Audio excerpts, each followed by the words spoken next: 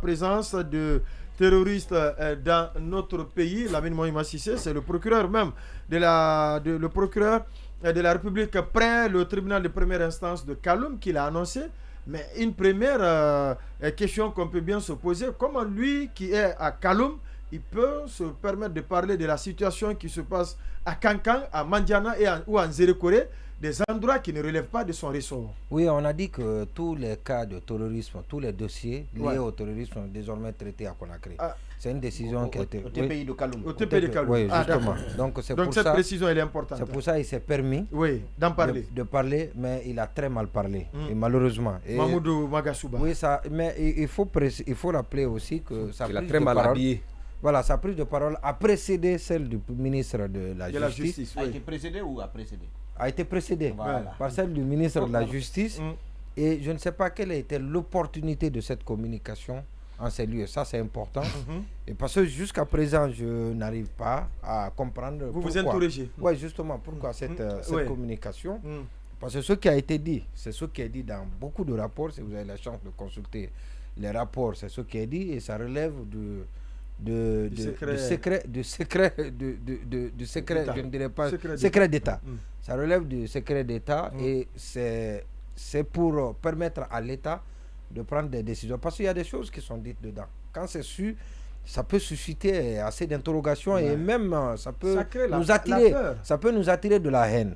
Quand vous dites que la Guinée est une terre où les gens viennent, les terroristes viennent s'enrichir pour financer le terrorisme au Mali, ça ne peut pas plaire au Mali, pas du tout. Et donc, quelles sont les dispositions qui sont prises? Et parce que c'est un rapport qui est fait, et ça veut dire que ça existe. Qu'est-ce qui est fait pour lutter contre cet état de fait? Rien. Donc ça, c'est une première chose. Et deuxièmement, sinon moi j'ai consulté les rapports, c'est clair dans les rapports qu'il y a une cellule dormante. Malheureusement, il n'a pas su le dire, monsieur le procureur. C'est l'expression qui s'y est. Il y a une cellule dormante du terrorisme qu'il y a en Guinée. Et forcément, la Guinée, qui est un pays voisin au Mali, au pays où il y a le terrorisme, au Mali, ils ont essayé. Et donc, forcément, ils peuvent être là. Donc, ils sont dans les mines.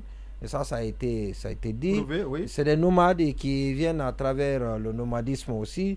Ça a été dit. Même si cela n'a pas été prouvé, parce qu'il y a une autre étude aussi qui a dit tout le contraire, et qui a été financée par l'Union européenne en 2019. Et il paraît qu'il y a on voulait dicter à ceux qui ont mené cette étude-là de mettre des choses là-dedans qui pourraient démontrer que la Guinée héberge des terroristes et qui a nécessité d'avoir une ruée des Occidentaux chez nous. En tout cas, l'objectif de la création, ce qui a été mis en avant quand on créait les forces spéciales, c'était pour s'occuper de ce secteur très spécifique. Maintenant, pour terminer, il y a un volet important sur lequel je voudrais m'exprimer. C'est la coordination dans la lutte contre le terrorisme en Guinée. Et pas pour la sécurité nationale. Donc au-delà du terrorisme, pour la sécurité nationale. Et parce qu'il n'y a pas une coordination. Dans un rapport, j'ai vu un rapport où on a dit qu'il y a des ONG, plus d'une trentaine, qui sont là et qui sont soupçonnés d'être des ONG qui financent le terrorisme. Alors, d'ailleurs, qu'est-ce qui a été fait? C'est un rapport qu'il a fait. Est-ce que l'identification a été faite au ministère de l'administration des territoires, qui est la tutelle des ONG?